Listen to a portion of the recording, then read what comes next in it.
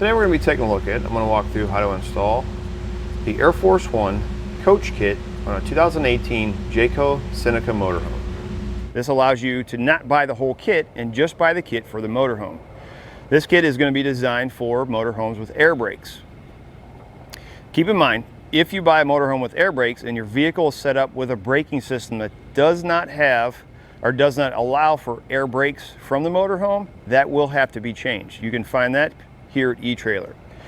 For this particular install, the vehicle was set up for an air brake motorhome. However, they upgraded to this motorhome but didn't have the second vehicle kit on it. So what it's going to give you is going to give you the tank, it's going to give you the lines and the connections to connect to the factory lines on the motorhome to run air pressure to the braking system mounted inside the vehicle. As I mentioned, this kit, the second vehicle kit for the motorhome, is going to come with everything needed to get installed, with the exception of one part. For the Jayco Seneca,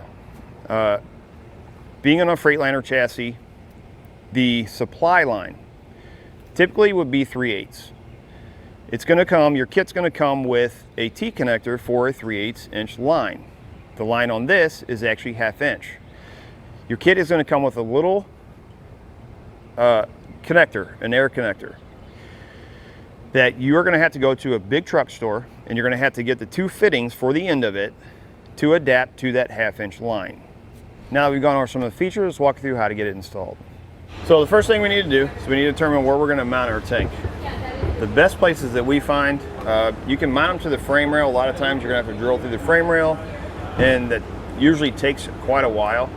A lot of times these boxes are pretty wide open around the outside, these storage compartments. I'm going to be installing the valve that goes on the back on the passenger side, so I'm going to install my tank on the passenger side. What I'm going to do is I'm going to mount it right down on this corner. My lines that I'm going to be running to it are up in front of this, right above the rear axle, so I can run them over top the frame rail, right down into my tank, and then from here straight back to the valve that we'll be installing later on. So this is what our tank looks like. You're going to have several holes on it. I'm going to use one of the bottom ones and one of the top ones. I'm just going to get an idea because I'm going to get it as far this way as I can.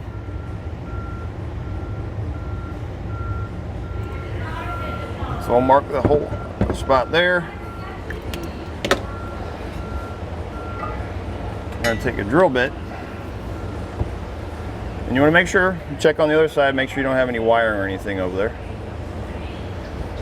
And we're going to drill right through the spots here. So it's going to be mounted on the outside like this. I'm going to put one up here and one down here in this corner. What we're going to do is we're going to take one bolt flat washer, we're going to push it through that hole. We're going to go out and we're going to mount this with a flat washer and lock nut. And then we'll take a 90-degree with a drill bit, and we're going to drill out this bottom corner hole. Maybe a good idea if you have a second set of hands to help hold that bolt in place while you put this on and get the nut and washer on the outside, and then you can tighten that down.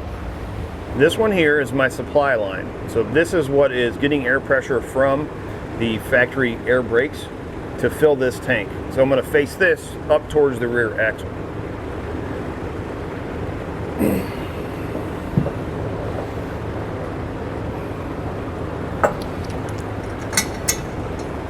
All right, you can go ahead and tighten that down. Go ahead.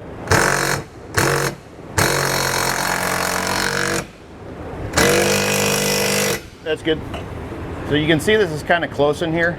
If you have a short drill bit, because you can't get the big one in there, we're going to use a short one to drill our pilot hole, and then we can go inside and finish out the hole.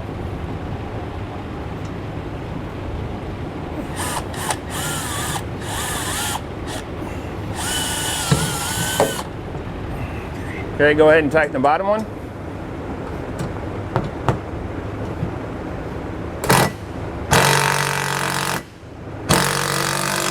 So we get clear there, clear here, clear on the back side. Now we can go up, we can tie into our factory brake lines and run our airline tube back to our tank. Now we're here right above the rear axle. This is a Freightliner chassis. So what you need to do is you need to make sure the vehicle's off, and you need to pump the brakes until all the air pressure is out. If you don't, when you cut these lines, it's going to blow out a real big burst of air, and it could potentially harm you. So empty all the air out. You need to locate your metered air and your supply air.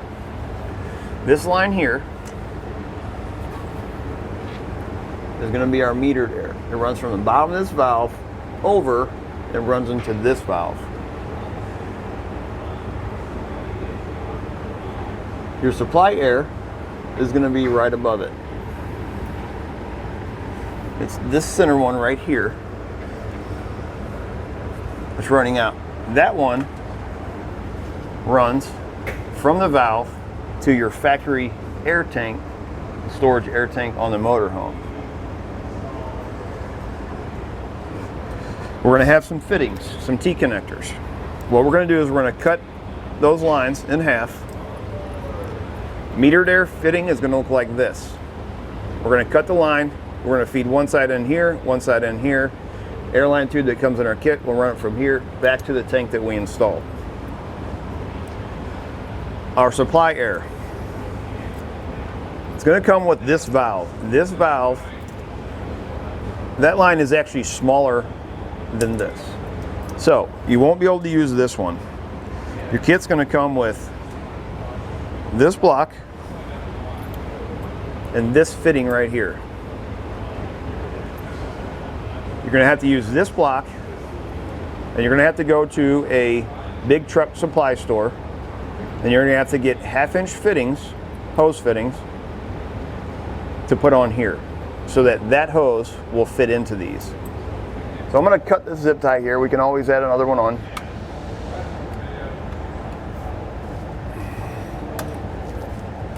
That way I can separate these two lines. It doesn't matter which line you start with. All we're going to do, and you may get a little bit of air out of here, we're going to cut this line. You want to make sure that it's cut flush, it's not pinched. You can take your fingers and rub it like that at the ends, and that'll get the burrs off. We're going to push that on. And a way to check to make sure you have the correct line is if you take this line, before you cut it, this end right here, take a wrench, an open-end wrench, slide it up here, push this line in, push that wrench up against this ring, and pull this line out. Have somebody just kind of push on the brakes a couple times. You should feel air coming out of this hose. That way you know you have your metered air. Add our T-fitting. Make sure you push it in, make sure it's tight, and then we'll do the same thing with our supply line.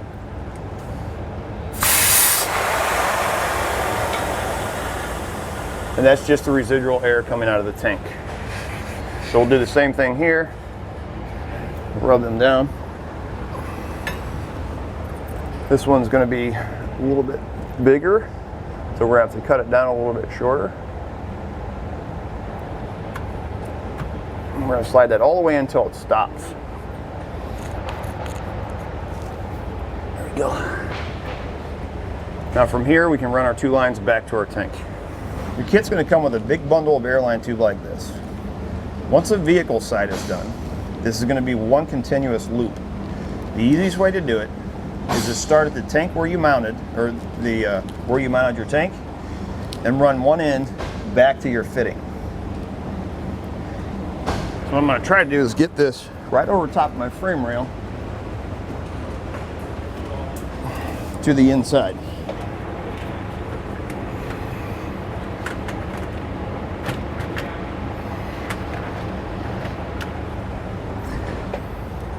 This is going to be our metered air. I'm going to make sure you check the end. Again, make sure it's cut flush.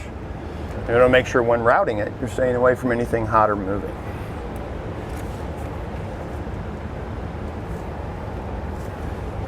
Insert that into our metered air, and then we'll go back to our tank that we installed. We'll cut our line down and get it in the valve, the correct valve on that end. We'll go ahead and get our line cut here. So this is for our supply line. I actually installed the line on my metered side and already cut the line, which is fine because the two T connectors are right next to each other. So I'm gonna go ahead, stick it in my supply line, and then I'll go back up when I run my other line up, and I'll just switch it over to the other T connector. This one here is gonna be for the metered air. So now we'll run our line, our second line, the same way, following the other one, and we'll just connect it into the other T connector. So what I did with my metered air is there's a bracket right up here on top of the frame rail. Since we have to come down into it, rather than coming across, putting a bend in it, this is less likely to kink this way. So I ran it right along the top of the frame rail, right behind this bracket. Now we can come straight down into it. Now we can just cut it down to the correct length that we need. Run in just like that. Now we can come back, we can zip tie these lines up. This air line that's running around the sprack here, I may put a little bit of wire loom on it, just so, you know, being up against the metal, it doesn't rub a hole in it. So we can secure our lines up, and then we can move from here, running a line from here to the back, and then we'll attach it to the airline fitting that's going to run to our towed vehicle. For our last line that has to run to the back of the motorhome, here, all I did was went up over top the frame rail. It's factory wiring. I zip tied it here. This is going to be our valve we're going to mount right here. We'll cut our line down to size once we get this mounted, and then we can run that line right into the bottom of right there. So our fitting is going to look like this, or our airline fitting. You want to make sure wherever you mount it, you're able to reach in and move this to disconnect the line when you don't want it. I'm going to go about to this edge with its outer edge here. That way it's tucked underneath here. We don't have to worry about, when we don't have anything on it, running by and knocking it off.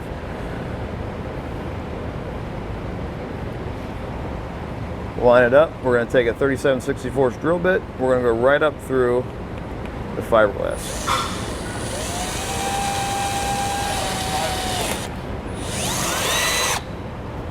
You're going to have 2 bolts. We're going to take the 2 bolts, put them in this bracket, and we're going to go up through 2 holes we just drilled. On the inside, on each one, we're going to put a flat washer and then a nylon lock. Then we'll cut our line down to size and make sure that this bend is not, you're not kinking that line. And we also don't want to hang it down so far that if the wheels happen to kick something up that got past our flaps, it doesn't mess it up.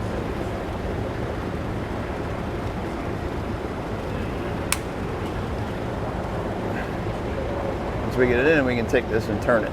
It stays up against that frame rail right there, or that hitch. Once we have our last line in place, what we're going to do is we're going to start the vehicle. We're going to let the air fill back up in the vehicle or in the brake system, and then we're going to take some soapy water and we're going to spray it anywhere where the line runs into a fitting. And what we're looking for is we're looking for little bubbles. If we have a leak, what we can do is we can separate that line and just cut the end of it off, and then reinsert it and check it again. If you have to cut it, make sure you empty all the air out first before you can disconnect the lines. Once our tanks are full, we'll come back, spray all the end of our lines. What we're looking for, these are bubbles that I sprayed on there. We're looking for bubbles to be created. So you'll see little bubbles starting to form if there's an air leak anywhere around that line. So you want to check anywhere this line is going into a fitting. That's going to do it for a look at and installation on the coach kit on a 2018 Jayco Seneca Motorhome.